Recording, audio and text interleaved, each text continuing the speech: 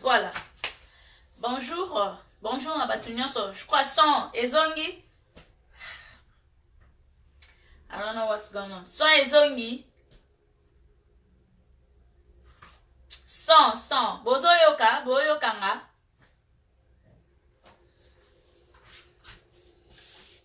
Bosalanga signe. Faites-moi signe s'il vous plaît ceux qui sont Ezongi.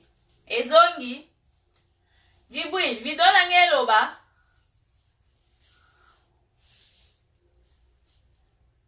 C'est bon, hein? Ah, ok. C'est bon. Eh, moi, Mbouyoza, to solo la moi bana. L'homme. Non, c'est bon, hein? Ok, zongi, voilà.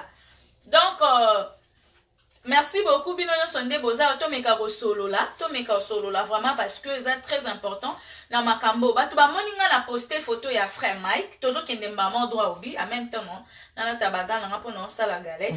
Tu vas moninga na publié photo ya frère Mike Kalambai. Donc, on a publié yango. Na commis na publication parce que ba te belé ba hey, maman Trésor yo zo soutenir frère Mike boyna boy maman. Token de gauche, token de droite. Frère Mike banzembu na olo banzembu na ye o ayemba po na Yesu e fortifia biso e changer pe ba te belé pe na sima ya banzembu wana na sima la personne te. Pour frère Mike azana nzoto azana makilana my frère Mike c'est le comportement autozomona azako se comporter neti païen. Voilà. Donc marché ba moté azako se comporter neti païen. Pourquoi je dis ça? Parce que yango tomoni bato belé ba journaliste bato kili nazo pesa nanu du solo et par après de bossa la intervention na bino pesa pe nini remarque non so ki olingi toza libre.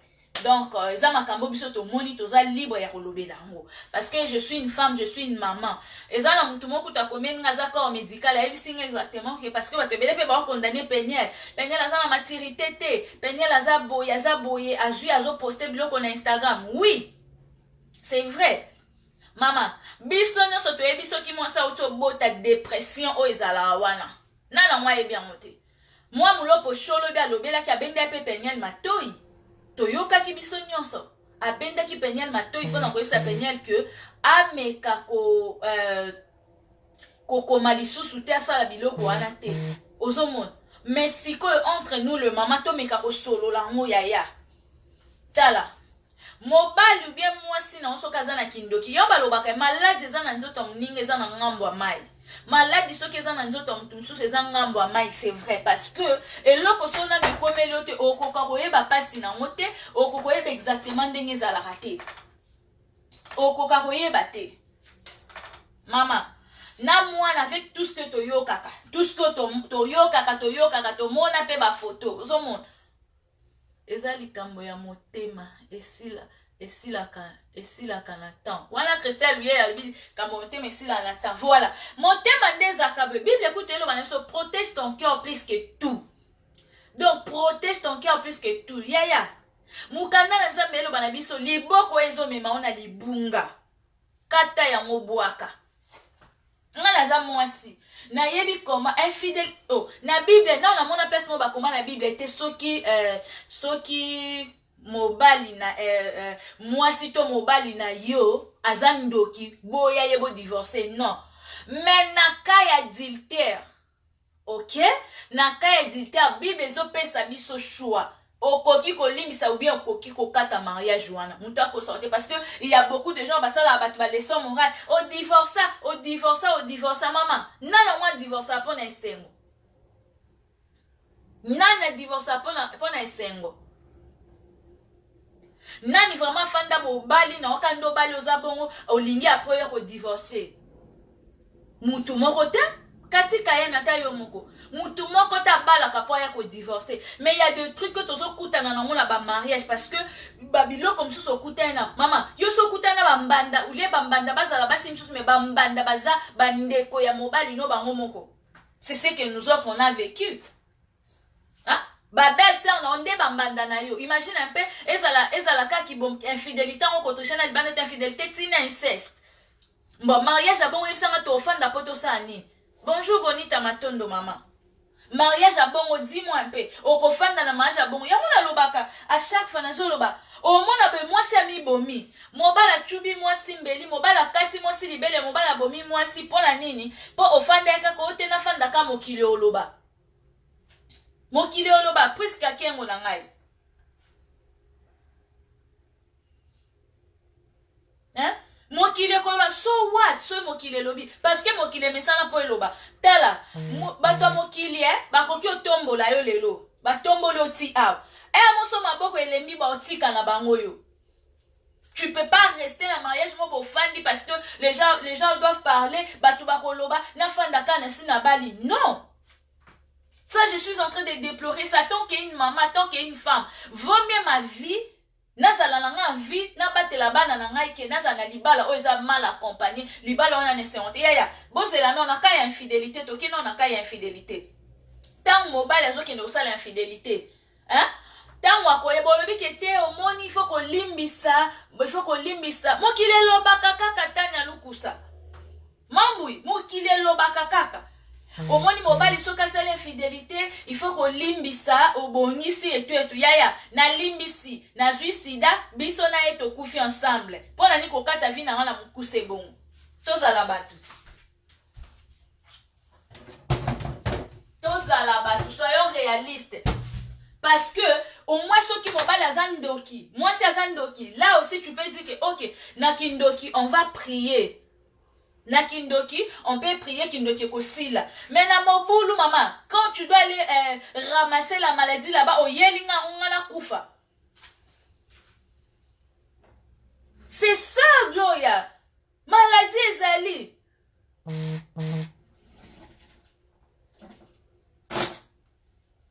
Infidélité. Infidélité zelo kwa bien te.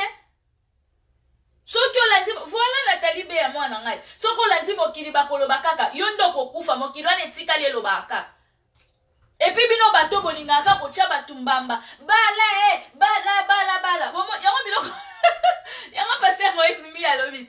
Abi atabo tondi sister de martyr. Bobengi batu basangani mindele mindu. Christelle Ouyeye ma chérie, takando linga vino, via mteza précieux. Botondi si mindele mwindu bandundu bakoka. Bala, akobala au moment opportun, kobala au moment où Nzambe a pessié, taona ya Monica bala. Emsumi suneza non polele. Yaya abala po biloko aboyeya. So mi suneza non polele. Alingaka moi choco, alingaka moi noir.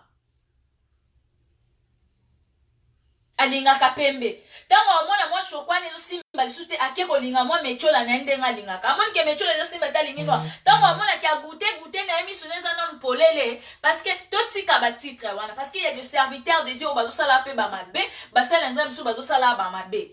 Eza ba titre. Mosal nzambe za ye na kati c'est l'homme qui marche conformément à la parole de Dieu. Wana nde musala nzambe. Liba les a course temps. Pour les longs, ninga balinga pena bala. Liba les a coursé. Et puis ne condamnez jamais mon mouta divorcé. Tu sais pas exactement qu'est-ce qui s'est passé. Ozomon. Ozofan nana mobali a ça la partie des sangs. Na moi si mususu libanda. Dis-moi un peu, toi tu dois rester là. Milimo wana pour la tango kaka mama. Toza na ba combat mutuna famille na yaza na ba combat na e. Mais yo bando baksa msoboni ko bakselanga ba hors terme ya milimo mabebu. Exactement moi la Kevani. Mutu nyonso mena ebisabino eza na basi misusu basala mapo bafanda na mabala misusu basala mapo bafanda na mabala te parce que bomona ebaza eza deux sortes à basi. Pourquoi je dis ça? Parce que eza na mutu misusu abali libala esimbite. Au moins n'a pas fandi ti durant toute sa vie abali lisusu te esuki le peka bongo. Mais mususu soka sala mapo fanda na libala. Maman ataba na 5 6 ta mère de ta vie viendra. Parce que comment que et bongo osana bana bongo nana kozo qui t'a dit ça? Qui t'a dit ça? Oh va ya ma belle vraiment. Qui t'a dit ça?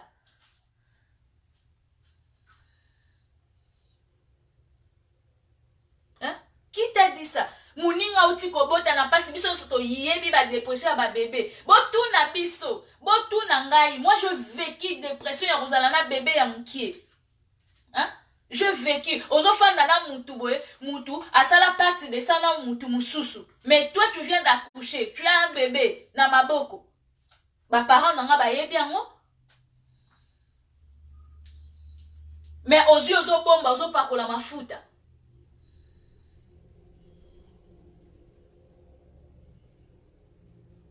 Révérend, dis-moi un peu, qu'est-ce que tu dis qui n'est pas biblique? Oui, je sais que divorce la divorce ne pas les divorces surtout la divorce. Na kandanyo surtout qui est divorce c'est ça biblique t'es révérend, exactement. Mais quand il y a quelque chose qui t'amène à la perdition, à la mort, tu dois te séparer de ça. Tu peux pas risquer ta vie parce que bibliquement la Bible elle nous interdit de divorcer. Oui.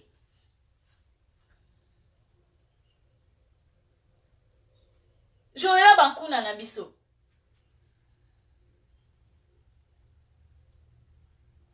Ozomon. Nande bazana soki utobote surtout que tu étais seul, ozana mututé, tu étais utobota, tu eyaka. C'est par l'abondance du cœur que la bouche parle. Et toi, c'est vrai, tu es condamné Péniel. Pourquoi elle a posté et tout, c'est vrai. Pour la kawana, vraiment, elle est condamnable. Mais c'est qu'elle ressent. Et loko yazo ressenti na mtema o. Maman, mi tia place na ye. O uti ko bota avec tout ce que la vécu. To yebite. Botika ko tinda ba message ko loba n'importe quoi. Netinde ko na biso moi si na moni. Ado asali toute émission ko asali le ka Péniel. Péniel ozui parce que frère Mike ngana finga frère Mike likolo e Nice Péniel ozui. C'est quoi ça? Maman, tu es une femme. Malheureusement que vous avez marié, vous avez célibataire en Ozawa.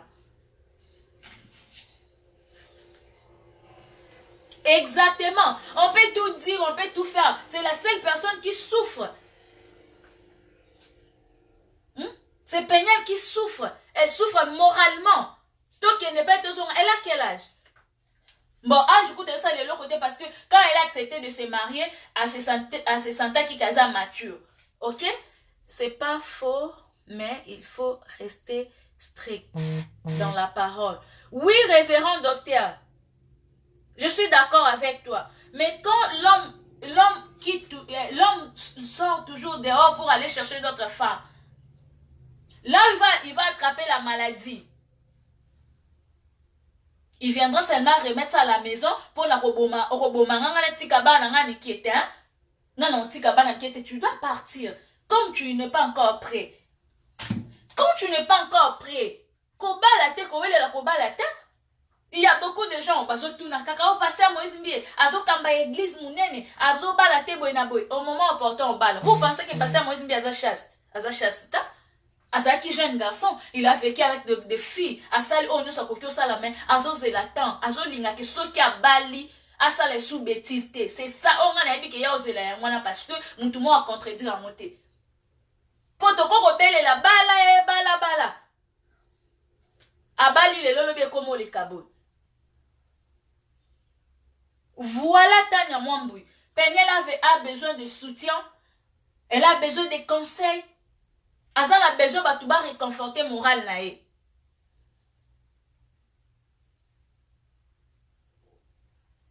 Franchement, vraiment, nana.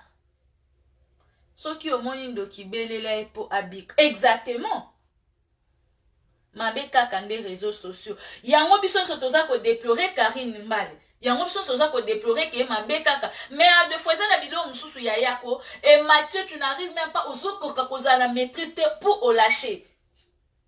Et il y a la rabissonia, ça m'a constaté que n'a pété à plan au niveau mobité. Malgré oya ozo maîtrise après mettre ça là en haut. Pasteur Moïse finira par se marier un jour. Exactement, Prisca.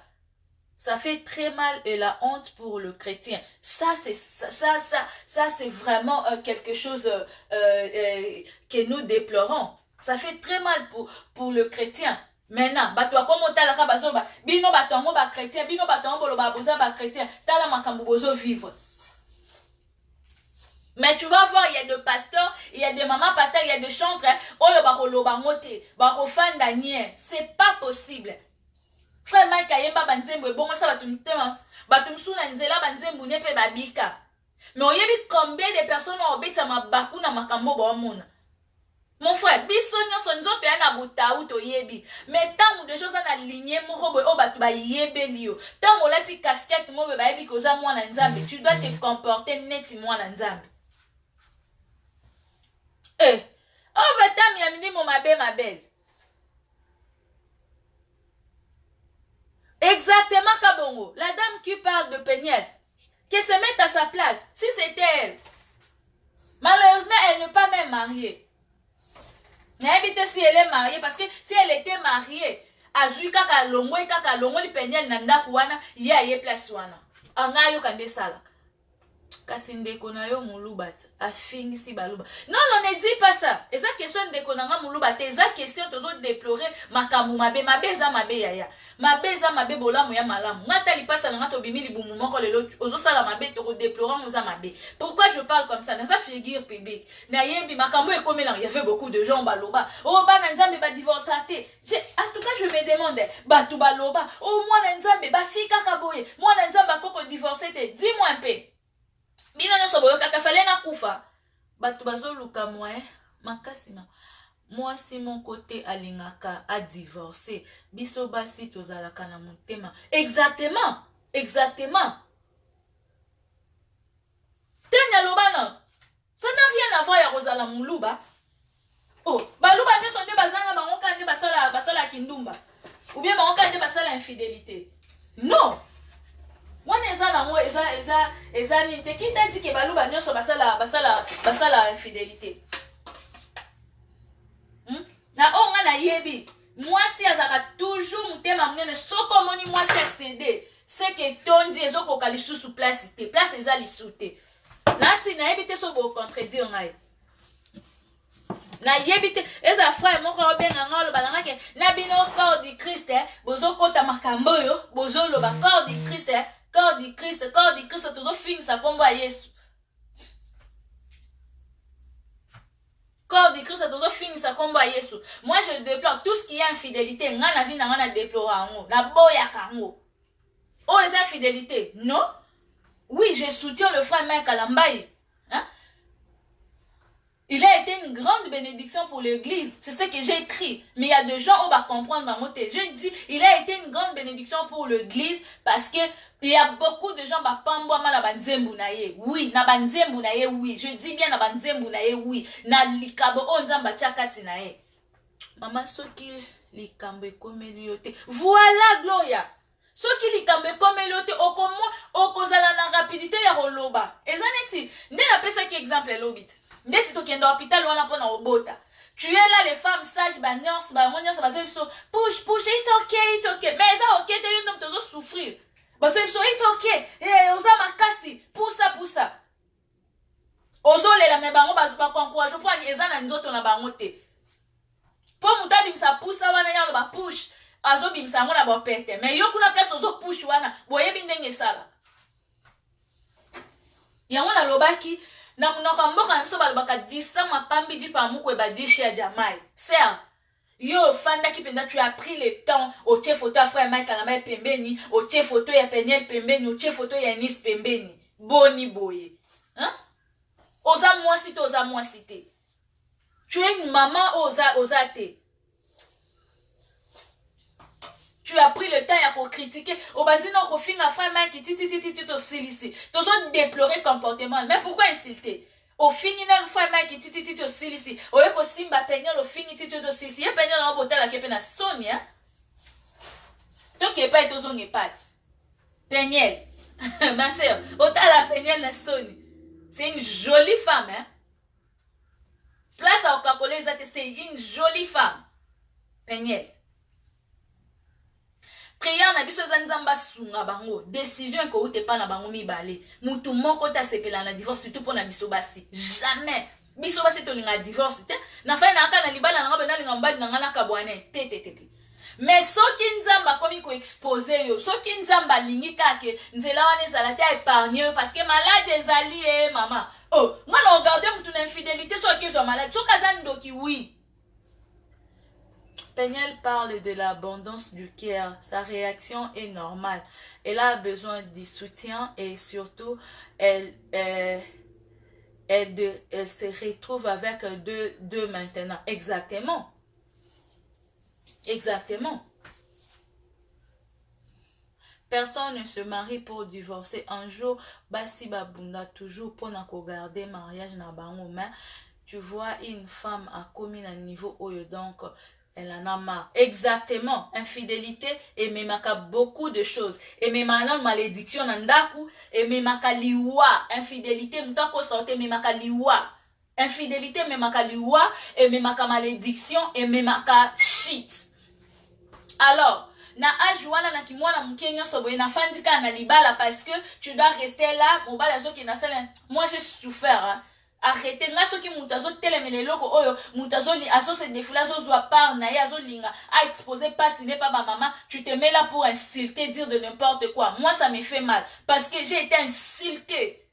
Na solo bango parce que moi aussi je vécu ça, on a divorcé non? Na divorcé mais Dieu m'a béni. Dieu m'a béni à pesinga mobali oyo azo tchanga à l'aise.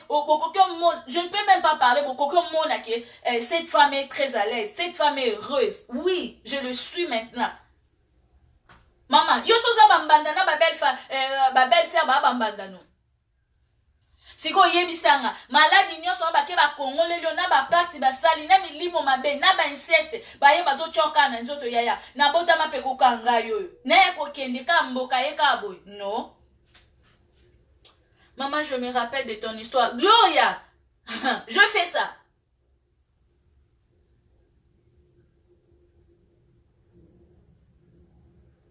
Je fais ça. Biso basi lokuta mabe motema otoza nango. Nzamba sa biso na motema nord. Ça je le sais parce que et ana bilo msuso supporter au tal. Moi je pleurais devant mon pasteur. Non lela, na pota césarienne na bébé. Na lobi papa, tala makambe komeni nga boye. Et puis l'homme en question était là, il dit oui, je suis d'accord. Mais j'ai accumulé na supporter. Et yo comme atina niveau mon jour nazo tande la papa makambo ben nazo ebise parce que mon pasteur il est comme mon père. N'attendez le papa ngapse papa tala makambo na vivaka tala. Papa atangisi même papa lobi wow. Mais pourquoi tu as gardé ça? Et puis nzambe na mawana ndenga salaka bango moko bato bimaka na bango ba ekobenga papa etala ngai boye na sala partie de ça na boye na sala partie de ça na boye. Dis-moi na mariage à bongo tu dois rester. Mariage au bazo lukelo liwa, tu dois quitter ma sœur. Tu dois quitter. Divorce c'est bien te pour na biso bana na nzambe mais tu dois quitter. Kina les Américaines ba divorce kaka pour infidélité. Alors pour Peniel bazo monango mabe, c'est tout à fait normal.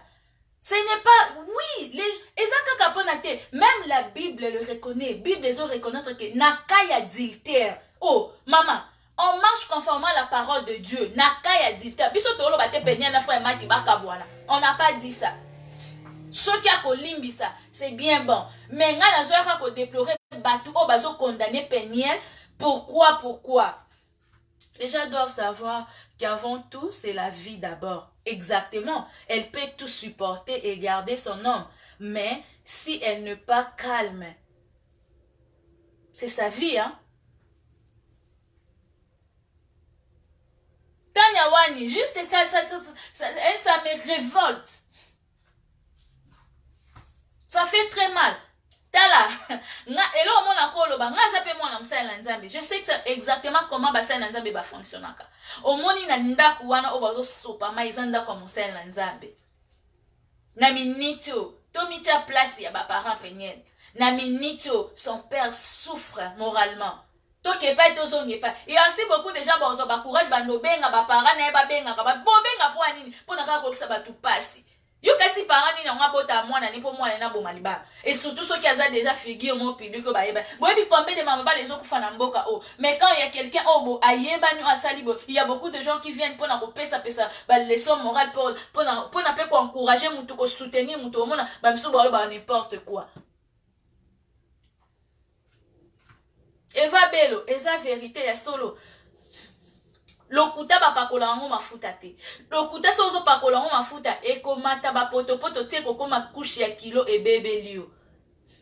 Ngana olinga ngai ndeko na ngai afandi na vome kuta fanda na mobali oyo aza infidèle mobali oyo aza occultiste pour nzamba robongole. Bonsoir maman, soki omoni. Ok, un moment, je dois commencer à lire. Bonsoir maman, soki omoni esimbite, il faut kotika fiwana ayebi nini azomona. Vraiment ya shulu ye na ngai, moi c'est papa Mike Lema na ngai. Mike wana aza aventurier franchement. Réponds-toi mon frère, exactement. Il doit se repentir. Peniel a trop gardé. Peniel a trop gardé tout sur elle. Et maintenant, elle a craqué. Exactement. C'est ce que moi aussi je constatais. Ok. Qu'est-ce que tu as dit? I don't understand, but she just showed a sign of immaturity. She was not well advised. Yeah. Exactly. So, tell me. Si Peniel était ta sœur, tu allais dire ça? Ou si c'était toi, tu allais dire ça? Bien sûr, on est en train de déplorer parce qu'elle a publié ça, mais c'est qu'elle est en train de voir maintenant là. Elle est en train de souffrir. Vaut mieux souffrir à ta boya. Tu as mal à la main, tu as mal ce qui au pied de l'article, je m'en fous. Tu as mal ou à la tête ou quoi là. C'est bon parce que tu peux prendre le médicament, mais souffrir moralement, ça tue. Tu peux faire la dépression. Hein. Demandez-moi. Tu peux faire la dépression. Her husband exposed himself first. You know he was married man. Talabuzoba. Exactement, Carla.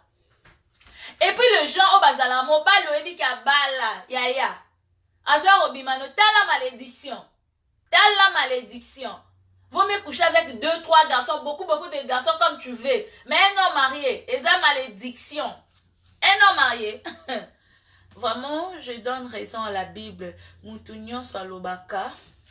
Alobaka kombo ya nzambe ayebi nzambe te. Oui, la Bible nous dit ça batunyo sote bazobele la Yesu bangonde baza basantu bangonde ba mola nzambe. Non, c'est pas ça. Ntako sabinote. C'est pas ça. Ma sœur, yo sala ki vidéo, otie photo à Peniel, otie photo à frère Mike, otie photo à Nice pour insulter. Je t'en prie. Si tu es une femme, tu es une maman, essaie un peu d'enlever ça. Comprends seulement et le connu les autres s'est passé dans la minute. Ou soit, si tu vois qu'ils ont ça la passe, prends le temps, prie pour eux. C'est ce qu'on est en train de faire. On est en train de prier. Parce que là, Peniel et Dazalrana, frère Mike, ce n'est pas nous. Alors on doit prier pour frère Mike et Peniel. Bangomi balenge bozana décision. Moutoumoko aza pour que va divorcer. Ce qui Peniel, parce que Bible on a dit ce que, ce qui n'a qu'à infidélité. Franchement, Christian, totika hypocrisie. Hein? Maria, on a vu tout ce que Peniel a publié. C'est tout ce qu'on a vu. Et puis, on a photo frère Mike attend qu'il est normal. Il y a embrassé c'est tout ce qu'on a vu. So, on a infidélité. Ozomon. Vomena vivre na okiltisa na bonde la kanzamba buka misala ne wana kenani po okiltisa la tant que moi la nzambe a olianga to bomanga te osala ngelo te nzamba ko changer ye tout son naza moi la nzambe ya solo na otambola na obanga nzambe mais fidélité ya okokufa infidélité okufa ya so ba kezo lo syphilis so ki syphilis kana ndenga za tala arrêtons hein Acha Maman Peniel a sali bien dengue abimisi mobali na ena poisa. Ah oui. Nazwe biso soleil nana jeza retard. En tout cas vous jouez hein. Vous au sakana penza na nini na mutu omona otu na kabatu. Arrêtez de juger les gens. Arrêtez s'il vous plaît. Au fin du cas, au bandit koloba. Conseil, nous soupe non pesa na ma jeune fille. Yaya, tu n'es pas encore mûr. Kowele la kobalate. Kowele la kobalate. Tu n'es pas encore mûr. Oyebi mambol balate kowele la kobalate. Biso to bomba penza makambu ya mabe oyo bande ko mona. O bomba mutu. Mais ba créer le loko mobo. Oyebi nzambe so alinga justifier yo après so kimia o bato ngambu ya ba diversion no bozanga kimia. C'est ce que Dieu a fait à moi. Nga ba période moko il y avait des audios biloko bimi mais j'étais innocente devant mon Dieu. Dieu m'a justifié. Aujourd'hui, je suis en paix. Dieu m'a béni. Je suis en train de vivre ma vie. L'infidélité n'est pas une bonne chose. Ça crée toujours... À mon humble avis, les gens qui disent que Peniel puisse pardonner, je crois que cette jeune femme a essayé de pardonner à Mike parce que si tu vois les images de Mike avec cette autre, c'est... Ok, attendez. Cette autre femme, c'est de... Ok, on est en train de lire. Maman Peniel Azala qui préparait Tendeko. Tu as raison vraiment, Tozo comprendre vraiment.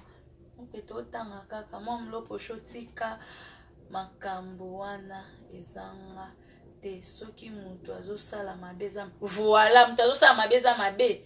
Oh, ma sœur, c'est mabe ekoki kozala epai ya mobali to ya mwasi. Mais arrêtons nous qui sommes to sepela na faiblesse ya baninga te. Exactement, c'est ce qu'on est en train de déplorer. Tozo sepela na mote. Les photos ont été publiées depuis l'été passé. Ça, Michel, ça, on n'a même pas besoin de photos et tout parce que nous sommes dans la faiblesse, on est en train de déplorer l'acte. Je comprends un peu. Ok. Mon côté, on doit un peu lire à Maman Yachou Yeye. Mon côté, Abala Kapo Lobby a divorcé. Et ça, juste réalité, il y a vie. Donc, infidélité et bomaka. Infidélité et bomaka. Marie Misa Moyemba. Moninga soki eyeli yote. Okoye bapasi. Nangote. Laissez Peniel tranquille s'il vous plaît. Exactement. En plus, exposer ça. Attends, je vais lire un autre sœur. En plus, exposer ses enfants. Makambiya Mabe. À fond la porte. Il y a... Ça, on va donner le conseil à Peniel après. Peniel a sali mabe. Tala frère Matuna Mwasinaye. Mike Aza mabe. Donc, botika oh Mike, etc. Amida Akabona JB appelle qui n'a une explication dans les réseaux sociaux. Basi ya mayele bango wana. Ok. Dieu donné. Attends, je vais te dire quelque chose. Amida Kabana na JB. Ce qu'a fait ça une explication dans les réseaux sociaux exactement. Peniel a fait une explication dans les réseaux sociaux. Peniel a commis dans Instagram que posez-moi une question. Comme on a dit, ok, posez-moi des questions. Je suis là pour vous répondre. Alors, il y a quelqu'un qui a posé à Peniel que Peniel, pourquoi tu ne pas rentrer à Kinshasa pour aller montrer l'enfant à ton mari? Peniel a répondu, pourquoi lui n'est pas venu ici pour voir les enfants? Parce que je viens d'accoucher. J'ai un bébé et puis il y a un enfant de 4 ans. Pourquoi moi je dois aller à Kinshasa pour que Mike voie ses enfants? Mike n'a pas un problème pour venir aux États-Unis. C'est simple, Yaya. Peniel n'a pas venu sur les réseaux sociaux pour étaler sa vie. C'est pas ce qu'elle a fait. Elle a dit ça. Et par après, tant ekomi bato bakomi koko on dirait ekomi ko troubler c'est parce que aye ko éclaircir lui bokanisa ki neti nazali nzoka na sina bima. C'est tout à fait normal. Mais elle n'a pas dit aye si bino te ke ba divorcer na fois Mike. Peniel n'a pas dit ça. Botine de la mais cette place mon Peniel a dit que ba divorcer na Mike. Non. Eza diable, eza pe bitumba o bazo passer. Mais quant à nous de prier pour ça. Mabe eza mabe donc botika ko masquer au Mike. Exactement mabe eza mabe. Mabeza mabe. Yaya yo kaisi amida soka zaki kimia alingaki a divorcer. Ata koti mabala 3-4 wana. Soka zaki ka kimia. Yo tu penses que elle allait divorcer? Arrêtons un peu ça. Tout quand jouer na hypocrisie. Please. Maman, cherchez le monde et on trouve. Maman, on cherche le monde, on trouve le monde. Dans l'église, fali, frère, etc. Tout le monde a basina bango ba exposaka bango te. Alingi kaka télé-réalité mingi. Yaya, elle est encore trop jeune. Ça, te éviter. Arrêtons de dire que Peniel a sambisi Mike. C'est Dieu qui l'a exposé. Il a eu beaucoup d'aventures, mais Ayoka quitté. Son Dieu a exposé. Botika ko comparer à Midana Peniel. Exactement, Laetitia Loba, non. Ça n'a pas de sens. Comment on peut comparer à Midana Peniel? Hein? En tout cas, tous les réalistes, on n'est pas ici pour discuter, mais juste faire l'analyse. Totika. Je ne sais pas, yo to sala analyse ou ya comparer Peniel na Amida ceux qui aux amoisi to mobile. En tout cas, je ne sais pas. So aux amoisi maman, zoa kamba mo likamna ebiso micha na place à Peniel. Comment kaka Peniel comment moi si ya frère Mike. C'est qu'elle a vécu au wana ndo au pesa biso ndengo ligné. Zam du pouvoir. Laissons toutes ces choses là entre les mains de Dieu. Peniel c'est une jeune femme. Exactement, on va lire ça. C'est une jeune femme, elle n'a même pas 30 ans. Si je ne me trompe pas, elle est encore toute une vie devant elle. Exactement, c'est une petite fille. C'est une petite fille vraiment. Ce qui a zongi eloko ya koloba, kende kotanga Bible. Reply to dire. Grâce à ici on décodie. So zangi eloko koloba qui est dans la Bible. Amida sa vie, Amida a sa vie, Peniel aussi a la sienne. Exactement.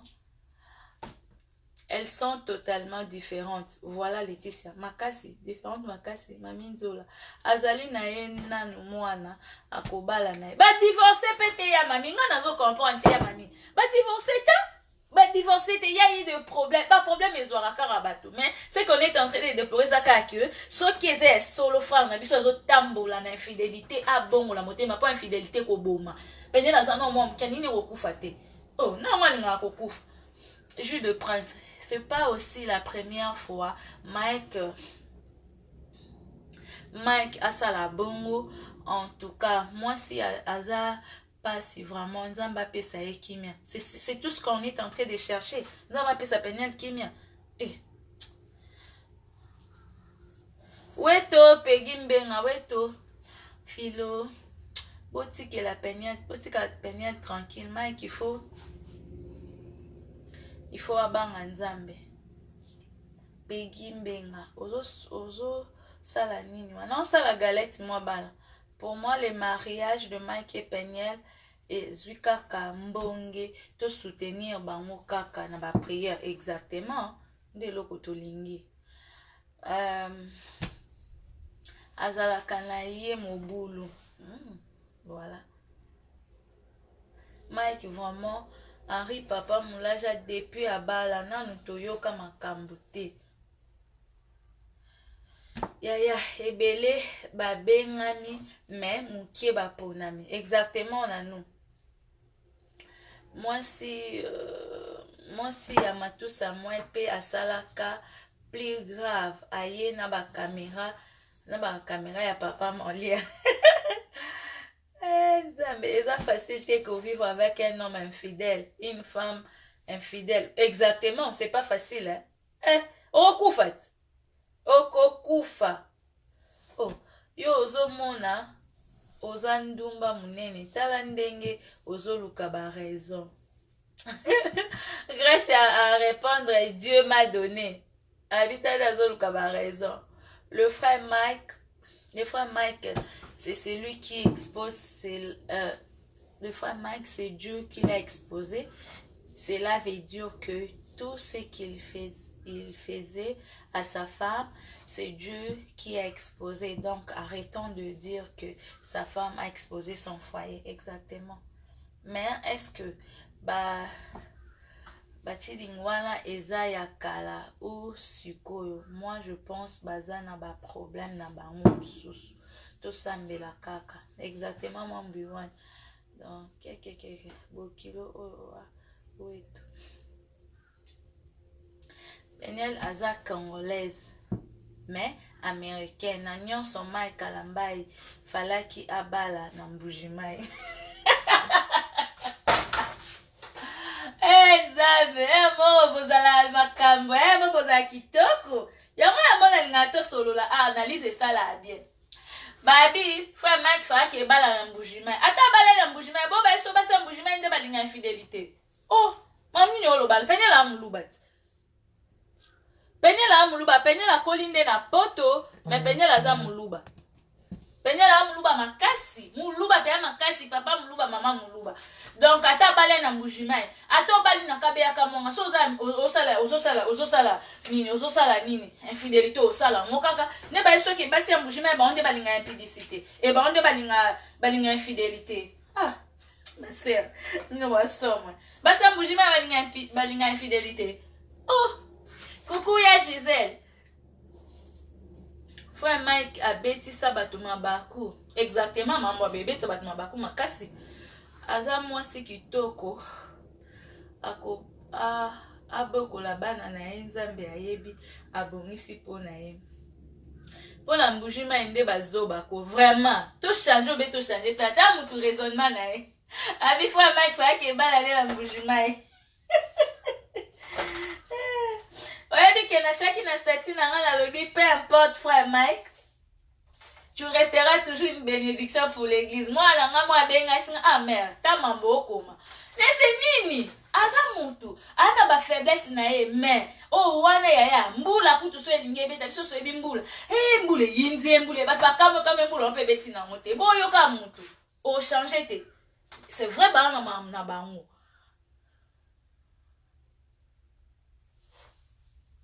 C'est vrai ba na bango ba welela. Mais obiso soto yebi so ki fa makazana molimo ba cheza atika parce que za bien te ngana yawa na yepo na kona za juge te na yepe ko condamner mutu te nazo condamner ni penya ni frère Mike mais na ka ko sala analyse et puis ko zom sa sœur na biso ona nzela oya yaki aza mwasi lokola mwasi te parce qu'elle disait de n'importe quoi en train d'insulter Penya. Penya elle a des enfants, elle a un bébé hein, qui n'a que c'est 3 mois ou 2 mois. Donc arrêtons un peu. Qui question na Florence Mené qui question na Florence Mené ba yo lukanini na bandeko. Donc voilà, c'est un peu ça. Merci Nabino Nyonso Obolandi, je crois que Penyel azana posa ya soutien makasi. Merci beaucoup na ba maman nyonso bokomelenga bozo soutenir ye na ba prière, c'est tout à fait normal azo senga pe ko soutenir na ba prière parce que za mutu so azane na ner solide ko kate makambo. Ozomon sikoyo Isabella oyo azobima na mai na moni bazwi source bazela moto akokita euta baby bacheza oba obi mwana frère baki bazela mote kite uta lola etumba bacheza la bino bato bolinga ko bebisa ba faya bato nzamba zomona bino oyo kuti bato na faya na ba obia muta lingi yo nzimi nzamba zomona bino nzamba zomona bino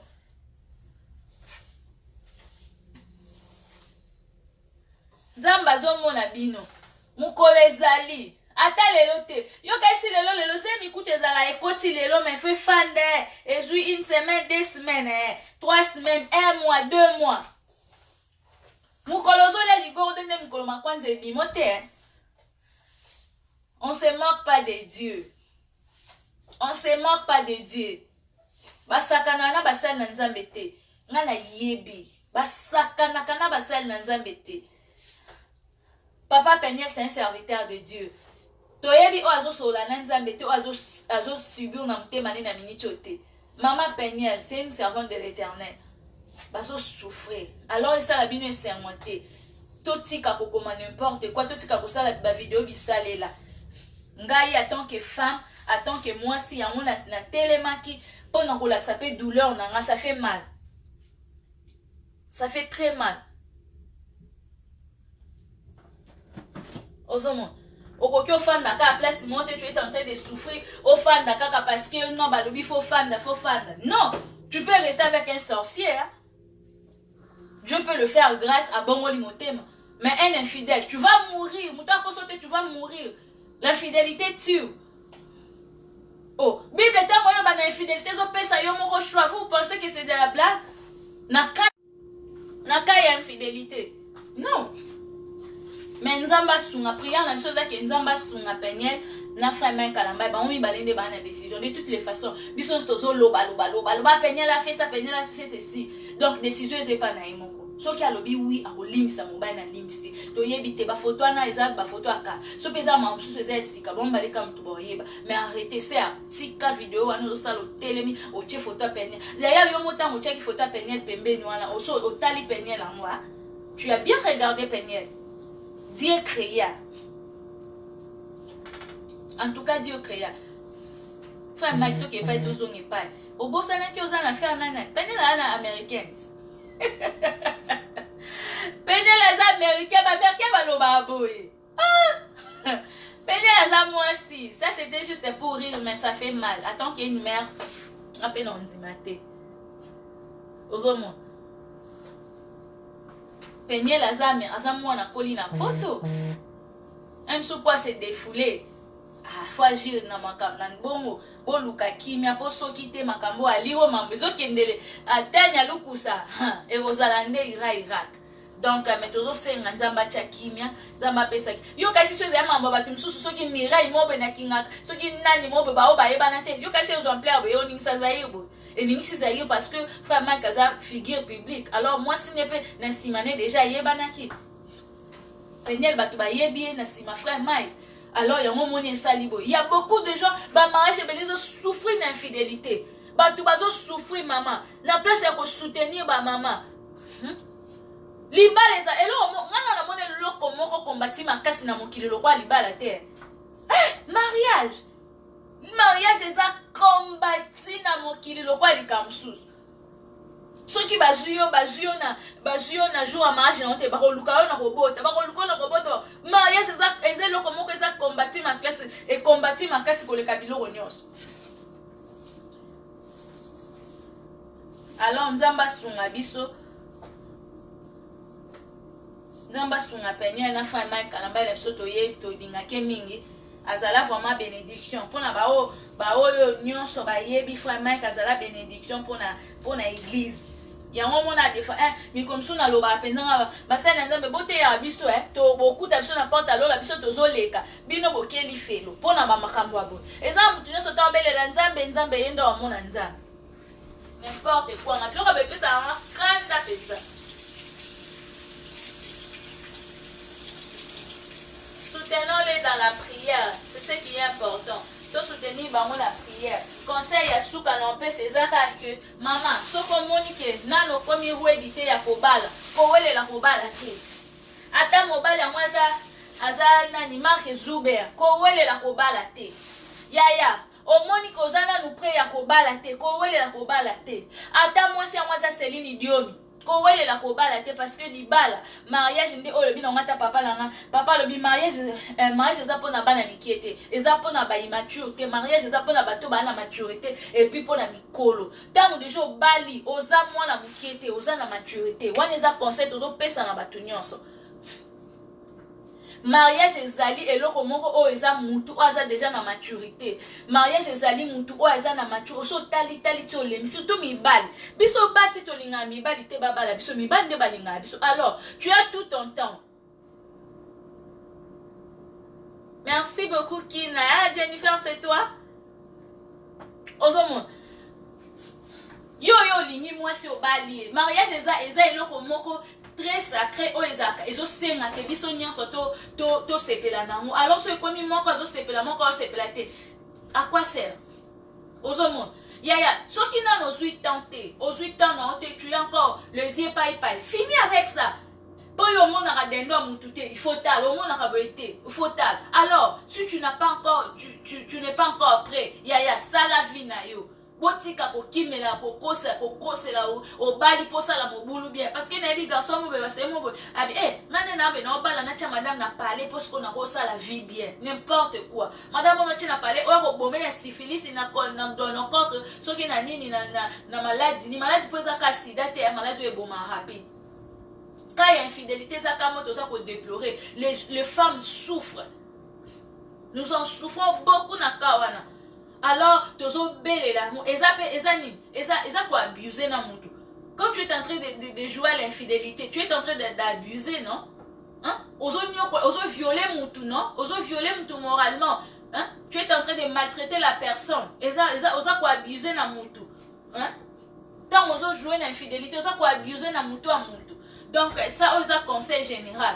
Alors yo pe moi si tu ne pas encore ready ya kobala, ko wele ya kobala te batwa mona yo. Ko wele ya kolata note ano o eza na simple libende. Na kozala nango bien na koko longula ngo. Eza simple libende mariage eza na motema na mutu. So zami ote ko wele ya kobala te. Ozomon. Donc bato bazo souffrir na ngo makambo wana en tout cas biso eloko to senga tant que bana nzambe prions pour notre frère Mike Kalamba ainsi que notre sœur Peniel nzambe na lolo asunga bango omoni nde loko ka to senga ya mwana bato bakomo zo ngone ti ba sujet ba tia Peniel ya tozala bato ngai tant que maman na mitie na place à Peniel en tant que personne na chepe na mi chepe na place ya Mike Kalamba doza pour frère Mike Kalamba te so frère Mike na so azotambola toujours na makambo wana a changer parce que maye ninga na kapamba te lumba nde zakala so ningi so to oyoka solo na mote so ke za bon frère a changer fanda na yo yuni na ngai fanda ya fanda zwa take your time Enis take your time ma fille. Oyo kozoma mtu no bofandi kimia matoi kimia isili ndenza mbasala zwata na yo ya mtako sote amela na my pardon non souffrir bon hein oh zwata na yo zwata na yo ya thank you so much Natasha la Bella, thank you. Donc to prier pour la bande de Kunabiso. Dieu m'a donné qu'est-ce que tu as dit. Même bon moko ba américain. Ba américain ba salaka ba télé-réalité ma ezalaka niveau par niveau na niveau. Ba Kardashian ba exposaka vie na bango. Po yangonde ba pona. Mais Beyoncé na Jay-Z ba sukaka kaka na ko publier. Kaka na ko publier biloko o eza na rapport na musique basala et bon siko nani Peniel la sala nini ndeko Peniel la sala ba télé réalité na elle a ses enfants ça n'était ça délire na ye ça c'est pas ça vraiment eloko to bando betela mo c'était asala ba maquillage ni biloko na ndeko wana eza kutu biloko to ko betela mo c'était c'est tout à fait normal tu as tes délires ngala sala amuna na bana na ngala zo ça na ba vidéo ça fait quoi avec mon mari na scène na vidéo télé réalité na c'est ma joie c'est ma vie, je suis contente, je suis libre de faire tout ce que je veux, c'est mon téléphone. Ça n'a rien à voir avec notre sujet de Konangai, please.